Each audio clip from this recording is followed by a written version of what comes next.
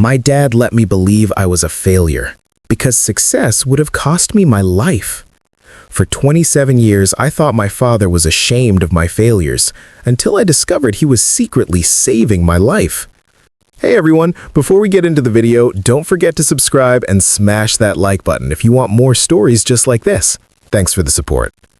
Ryan, 27 years old, sat in the dim light of his cramped apartment, surrounded by rejection letters and failed business plans. The walls were plastered with motivational quotes that now seemed to mock him rather than inspire. Each failure felt like another weight added to the crushing burden of disappointment he carried, not just for himself, but for his father, Robert. Throughout his life, Ryan had tried everything to make his father proud. Academic achievements, sports, entrepreneurship, but each attempt ended in what he perceived as spectacular failure. His father's reactions had always been the same: a quiet sigh, averted eyes, and the devastating words, "Perhaps this isn't your path, son." Ryan had grown up hearing stories of his grandfather's success as a prominent surgeon and how his father had followed in those footsteps, becoming a respected engineer. The family legacy of achievement hung over Ryan like a dark cloud, and his inability to measure up had become the defining narrative of his life.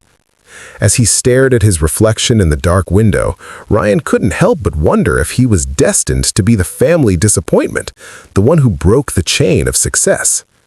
What he didn't know was that his father's perceived disappointment was actually a carefully constructed facade designed to protect him from a family secret that had claimed the lives of successful men in his lineage for generations.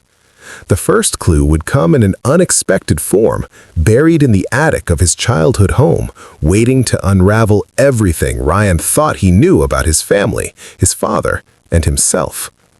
The morning after Ryan's 27th birthday, he received a call that would change everything. His mother had been diagnosed with a progressive illness, and Ryan needed to move back to his childhood home to help care for her. This meant facing his father daily, the man whose disappointment had been a constant shadow over Ryan's life. As Ryan packed his belongings, he couldn't shake the feeling of regression, of returning to the scene of his failures. Moving back home was like stepping into a time machine. The house remained exactly as he remembered, with framed photographs of his ancestors lining the hallway, successful men in suits, stern expressions, and impressive titles beneath their names. His father's demeanor hadn't changed either. The same quiet disappointment seemed to radiate from him whenever they discussed Ryan's career. "Still trying to find your way?" Robert would ask, his voice tinged with what Ryan interpreted as condescension. The tension between them grew thicker with each passing day, until Ryan found himself avoiding conversations about his future altogether. It was during one of these silent periods that Ryan decided to clean out the attic, a task his mother had been requesting for years. The attic was a treasure trove of family history, filled with dusty boxes and forgotten memorabilia. As Ryan sorted through old photographs and documents, he stumbled upon a locked metal box that didn't match the others. It was unmarked, heavy, and seemed deliberately hidden behind a stack of old newspapers. Curiosity overpowering his hesitation, Ryan managed to break the lock with a screwdriver. What he found inside would plant the first seed of doubt about everything he thought he knew about his father and his family's legacy of success. The box contained letters, medical records, and newspaper clippings that suggested a pattern far more sinister than simple family disappointment, a pattern that connected success in his family to tragedy and early death. The contents of the metal box consumed Ryan's thoughts as he tried to make sense of what he had discovered. The letters were written by his grandfather to his father, detailing a family curse that seemed to strike down the most successful men in their lineage. His grandfather, a renowned surgeon, had died of a sudden heart attack at 45, just after receiving a prestigious award. His great-grandfather, a celebrated architect, had fallen from his own building at 42, days after its completion. The pattern continued back generations, each successful male ancestor meeting an untimely death shortly after reaching the pinnacle of their career. The medical records revealed a genetic predisposition to a rare condition that caused catastrophic cardiovascular events triggered by extreme stress and adrenaline spikes, conditions often associated with high-pressure careers and moments of triumph. As Ryan pieced together this dark family history, he began to recall moments from his own life that now seemed suspicious. The business competition he had been poised to win until his father accidentally deleted his presentation. The scholarship interview he had missed because his father had given him the wrong time. The internship offer that had been mysteriously rescinded after his father had called the company to check in. Each incident that Ryan had dismissed as bad luck or his own incompetence now appeared to be part of a deliberate pattern of sabotage. The realization hit him with the force of a physical blow. His father hadn't been disappointed in his failures, he had been engineering them. This new understanding brought a whirlwind of emotions, anger at the deception, confusion about his father's motives, and a dawning horror at the danger he had unknowingly been protected from. Armed with this knowledge, Ryan knew he had to confront his father, but first, he needed more proof. He spent the next few weeks digging deeper into his family's past, searching for any connection between the genetic condition and his father's actions.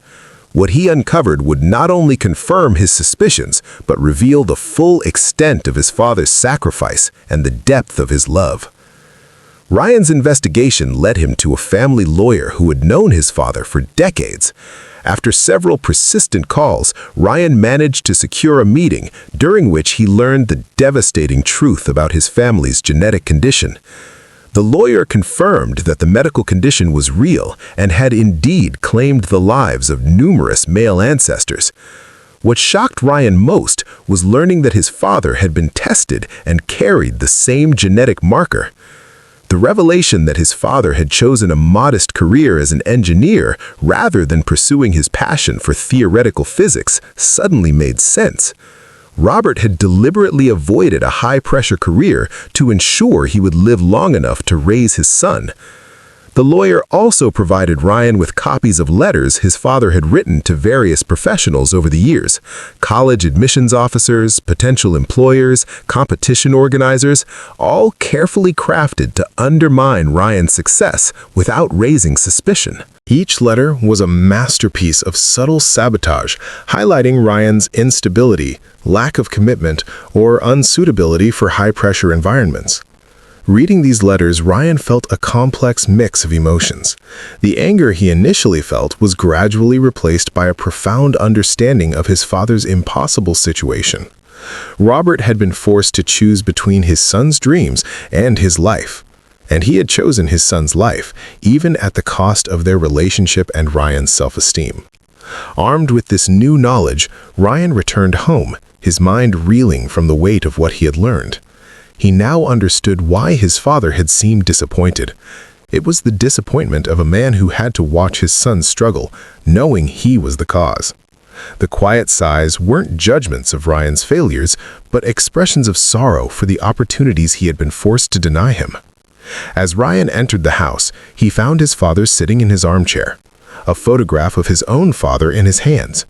The time had come for a conversation that would change everything between them, a conversation that would finally bridge the gap that had widened over years of misunderstanding and sacrifice. The confrontation between father and son was nothing like Ryan had imagined. There were no raised voices or accusations, only quiet tears and painful revelations. Robert confirmed everything Ryan had discovered, explaining that he had made a promise to his own father on his deathbed that he would protect Ryan from the family curse, no matter the cost. He detailed the careful balancing act he had performed for years, undermining Ryan's success just enough to keep him safe, but not so much that he would give up entirely. Robert shared stories of sleepless nights after each act of sabotage, of the guilt that ate away at him as he watched his son's confidence crumble. He admitted that he had considered telling Ryan the truth many times, but feared that Ryan would deliberately pursue a dangerous path out of defiance or disbelief. The most heartbreaking revelation came when Robert showed Ryan his own medical records, which indicated that his condition was worsening. The doctors had given him only a few more years to live, which had intensified his determination to protect Ryan before he was gone. As they talked through the night, father and son forged a new understanding, their relationship transformed by the truth that had been hidden for so long. Ryan felt a wave of compassion for the man who had sacrificed his relationship with his son to save his life. In turn, Robert expressed relief at finally being able to share his burden, to explain the reasons behind his actions. By dawn, they had reached a new level of intimacy and understanding, their bond strengthened by the trials they had endured. Ryan now faced a difficult decision: how to move forward with this knowledge, how to build a life that balanced ambition with safety, and how to honor his father's sacrifice without letting it define his future. The answer would come from an unexpected source: his mother, who had been listening from the doorway and now stepped forward with her own perspective on the family legacy and the choices that lay ahead for Ryan. Ryan's mother, who had been aware of the family's secret for years, offered a perspective that neither father nor son had considered. She reminded them that medical science had advanced significantly since the condition had first been identified in their family. New treatments and preventative measures were available that could mitigate the risks associated with the genetic condition. More importantly, she pointed out that living in fear was no way to honor the sacrifices that had been made. With her guidance, Ryan began to research modern approaches to managing his condition, consulting with geneticists and cardiologists who specialized in rare disorders. He learned that with proper monitoring, lifestyle adjustments, and medical interventions, he could pursue his ambitions without the same level of risk his ancestors had faced. This new knowledge opened up possibilities that had seemed closed to him for so long. Ryan decided to return to school, not for the high-pressure career he had once envisioned, but for a path that balanced his passions with his health limitations. He chose to study urban planning, a field that allowed him to exercise his creativity and analytical skills without the extreme stress and competition that had characterized his previous ambitions. His father supported this decision wholeheartedly, seeing it as the perfect compromise between safety and fulfillment.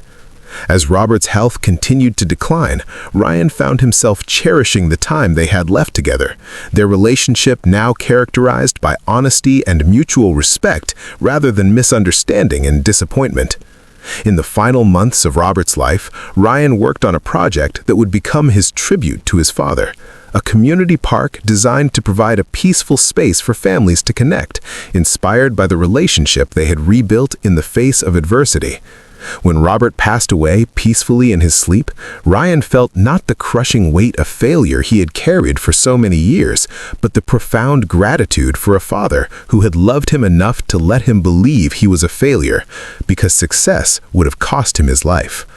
The park was completed a year later, and at its opening ceremony, Ryan shared the story behind its creation, not of family curses and genetic conditions, but of a father's love that had taken an unimaginable form, and a son's journey to understanding that sometimes the greatest success is not in achieving our dreams, but in living to pursue them in our own way.